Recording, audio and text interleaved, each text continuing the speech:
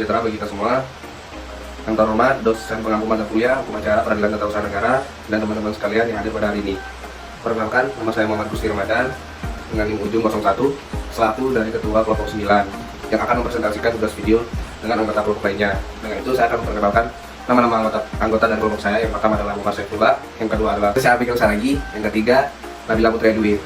Baiklah, untuk mempersingkat waktu, di sini kami akan menjelaskan materi bab 5 tentang pemeriksaan persidangan. Baiklah, di sini kami akan membahas di materi awal pemeriksaan di persidangan, yaitu yang pertama pemeriksaan pendahuluan. Baiklah, di sini saya akan memaparkan materi yang saya dapat tentang pemeriksaan pendahuluan.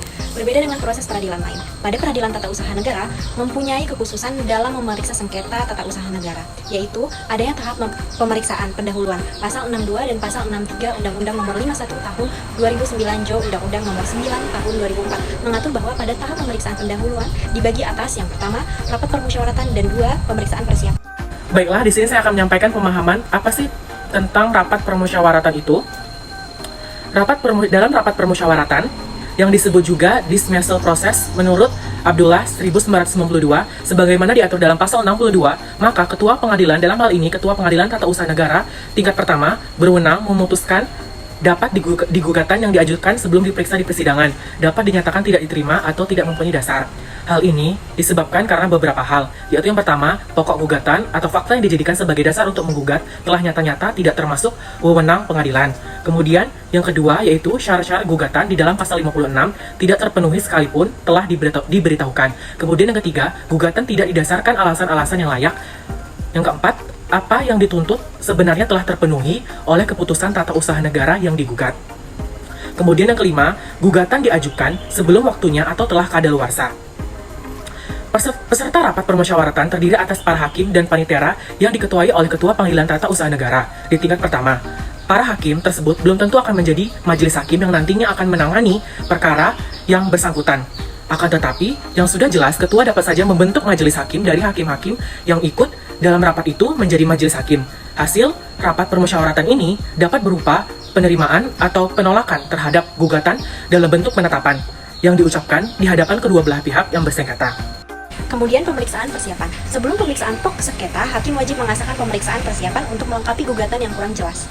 Pemeriksaan persiapan diadakan mengingat penggugat pada umumnya adalah warga masyarakat yang berkedudukan lemah dibandingkan dengan tergugat. Dalam posisi lemah tersebut, tentu sangat sulit untuk mendapatkan informasi dan data yang diperlukan dari badan tata usaha negara yang digugat. Dalam pemeriksaan persiapan, hakim bertindak sebagai pemberi nasihat bagi penggugat untuk memperbaiki gugatan dan melengkapi data yang diperlukan dalam jangka waktu 30 hari. Untuk meminta penjelasan kepada badan atau pejabat tata usaha negara yang bersangkutan, pemeriksaan persiapan merupakan spesialisasi dalam proses peradilan tata usaha negara.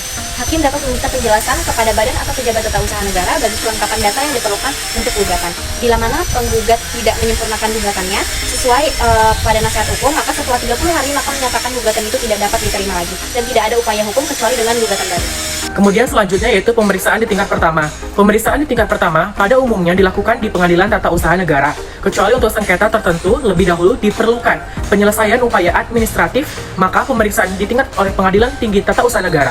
Pemeriksaan di tingkat pertama dilakukan melalui dua cara, yaitu yang pertama pemeriksaan dengan acara biasa dan pemeriksaan dengan acara cepat. Di sini saya akan menyampaikan tentang pemeriksaan dengan acara biasa. Dalam pemeriksaan dengan acara biasa, pengadilan memeriksa, memutus, dan menyelesaikan sengketa tata usaha negara dengan majelis yang terdiri atas 3 orang hakim dan salah satunya diantaranya ditunjuk sebagai ketua sidang. Pengadilan bersidang pada hari yang telah ditentukan dalam surat panggilan dalam pasal 68. Dan untuk keperluan pemeriksaan hakim ketua sidang, membuka sidang dan menyatakan terbuka untuk umum. Kemudian pemeriksaan dengan acara cepat. Jika ada kepentingan penggugat yang cukup mendesak, maka penggugat dapat mengajukan permohonan kepada pengadilan supaya pemeriksaan sengketa dipercepat, baik dalam proses pemeriksaan maupun dalam pemutusannya. Kepentingan yang cukup mendesak dapat disarikan dari alasan-alasan penggugat yang dikemukakan dalam permohonan periksa dalam pasal 98. Misalnya, yang digugat adalah keputusan tata usaha negara tentang pembongkaran bangunan milik tergugat. Maka di sini penggugat punya kepentingan untuk mohon penundaan pembongkaran sekaligus mohon diperiksa dengan acara cepat, paling lambat 14 hari setelah permohonan diterima. Maka ketua pengadilan mengeluarkan penetapan tentang dikabulkan atau ditolaknya permohonan tersebut. Terhadap putusan ini tidak ada upaya banding dan kasasi. Baiklah, materi terakhir yang akan kami sampaikan yaitu tentang pemeriksaan di tingkat banding. Adapun banding merupakan pemeriksaan ulangan oleh instansi tingkat kedua di sebuah pengadilan atasan untuk mengulangi seluruh pemeriksaan, baik tentang fakta-faktanya, penerapan hukumnya, atau penerapan undang-undangnya. Dan ini merupakan pemeriksaan terakhir judex facti, sehingga segala hal yang mengenai fakta yang telah ditetapkan sebagai benar oleh pengadilan banding, dalam hal ini pengadilan tata usaha negara, akan tetap dianggap benar untuk diteruskan dan sudah tidak bisa diubah lagi. Berdasarkan pasal 122 sampai dengan pasal 130, banding merupakan salah satu upaya hukum yang dapat diajukan oleh penggugat dan atau tergugat, karena mereka tidak puas atas putusan akhir pengadilan tata usaha negara di tingkat pertama. Putusan sela yang pernah dijatuhkan hanya dapat dimintakan banding bersama-sama dengan putusan akhir.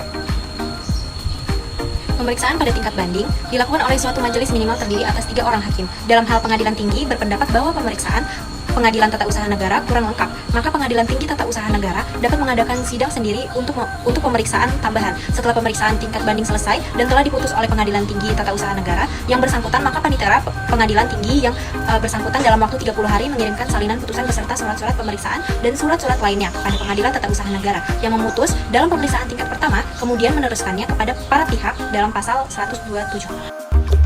Pemeriksaan di tingkat kasasi dan peninjauan kembali. Kasasi, tugas pengadilan kasasi adalah menguji atau meneliti putusan pengadilan-pengadilan bawahan tentang sudah tepat atau tidaknya penerapan hukum yang dilakukan terhadap kasus-kasus yang bersangkutan yang dulu perkaranya telah ditetapkan oleh pengadilan-pengadilan tersebut. Berdasarkan pasal 131 ayat 2 menunjuk pada pasal 55 ayat 1 Undang-Undang Nomor 14 Tahun 1985. Sekarang Undang-Undang Nomor 3 Tahun 2009 tentang Mahkamah Agung yang menentukan bahwa pemeriksaan kasasi untuk perkara yang diputus oleh pengadilan di lingkungan pengadilan agama atau yang diputus oleh pengadilan di lingkungan peradilan tata usaha negara dilakukan menurut ketentuan undang-undang. Peninjauan kembali. Pemeriksaan peninjauan kembali diatur dalam pasal 132. Acara pemeriksaan peninjauan kembali ini dilakukan menurut ketentuan sebagaimana dimaksud pasal 77 ayat 1 Undang-Undang Mahkamah Agung. Mahkamah Agung berwenang memerintahkan pengadilan yang telah memutus perkara tersebut pada tingkat pertama atau pengadilan tingkat banding untuk mengadakan pemeriksaan tambahan atau meminta segala keterangan serta pertimbangan dari pengadilan yang dimaksud. Di sini saya akan menjelaskan bagian E tentang peradilan elektronik. Aplikasi e-court merupakan suatu perkara yang diharapkan mampu meningkatkan pelayanan dan fungsinya dalam menerima pendaftaran perkara secara online, di mana masyarakat dalam hal ini akan menghemat waktu dan biaya saat melakukan perkara. Adapun jenis perkara yang dapat diatur yaitu perkara perdata. Selanjutnya mengenai ruang itu dalam aplikasi e-court ini ada yaitu perkara pendaftaran online atau e-filing, pembayaran pajak biaya online atau e-payment, pemanggilan elektronik, e-summons, dan persidangan online, e-litigation. Peraturan Mahkamah Agung Nomor 3 Tahun 2018 tentang administrasi perkara di pengadilan secara elektronik yang kemudian disempurnakan melalui Peraturan Mahkamah Agung Nomor 1 Tahun 2009 tentang administrasi perkara dan persidangan di pengadilan secara elektronik. Diatur di Peraturan Mahkamah Agung Nomor 1 Tahun 2019 tentang administrasi perkara dan persidangan di pengadilan secara elektronik. Dua pelaksanaan persidangan elektronik di pengadilan tata usaha negara didukung dengan sistem pelayanan terpadu. Satu pintu persidangan elektronik menggunakan para pencari keadilan dan pengadilan dalam melaksanakan persidangan serta tentang tentunya hak dan kewajiban para pihak atau terjaga. Diatur di Peraturan Mahkamah Agung Nomor 1 Tahun 2019 tentang administrasi perkara dan persidangan di pengadilan secara elektronik. Pelaksanaan persidangan elektronik di pengadilan tata usaha negara didukung dengan sistem pelayanan terpadu satu pintu atau PTSP. Azas peradilan cepat sebagaimana diamankan oleh Undang-Undang Nomor 8 Tahun 2019 tentang kekuasaan kehakiman. Azas peradilan cepat sederhana biayanya semakin terwujud dengan diberlakukannya sistem peradilan elektronik. Persidangan elektronik juga membantu para pihak dalam mengetahui besaran biaya yang diperlukan dalam penyelesaian perkara dan lalu lintas penggunaan biaya perkara yang sedang diperiksa. Baiklah, berakhirlah sudah penyampaian materi yang disampaikan oleh kelompok kami. Semoga apa yang kami sampaikan menjadi manfaat untuk teman-teman sekalian. Jika ada kekurangan atau salah menyampaikan dalam pematerian tadi, mohon dimaafkan. Saya akhiri, wabillahi taufiq wal hidayah. Wassalamualaikum warahmatullahi wabarakatuh.